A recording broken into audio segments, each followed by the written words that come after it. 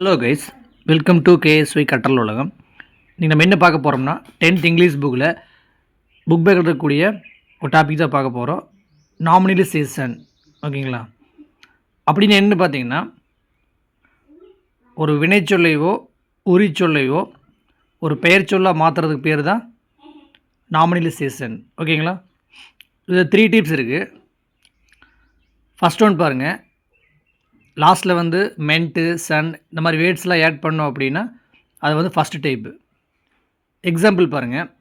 Admirer, admiration, arrive, arrival, careless, carelessness, fail, failure, include, inclusion, intense, intensity, punish, punishment. இது லாஸ்ட்டில் பாருங்கள். Sun, AL, Ness, RE இதில் இடையே வருதுங்களா? இப்போ இது வந்து ஃபஸ்ட் டைப். ஓகேங்களா? செகண்ட் டைப் பாருங்கள். Some words are turned into nouns without any adding suffix. பின்னாடி வந்து எந்த வேர்டும் ஆடாக இருக்காது, ஆனால் அந்த வேர்ட்ஸே மாறி வந்துருக்கு. சரிங்களா? அது வந்து செகண்ட் டைப்பு. எக்ஸாம்பிள் பாருங்கள். Bleed, blood, lose, loss, prove, proof, sell, sale, speak, speech. இது வந்து செகண்ட் டைப்பு. தேர்ட் ஒன் பாருங்கள். Some words do not undergo any change when they are used as nouns.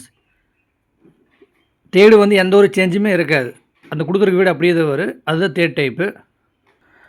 Example பாருங்கள். Attempt அப்படியே தான் வரும். Change, control, desire, escape இதெல்லாமே அப்படியே தான் வரும். இது வந்து தேர்ட் டைப். ஓகேங்களா?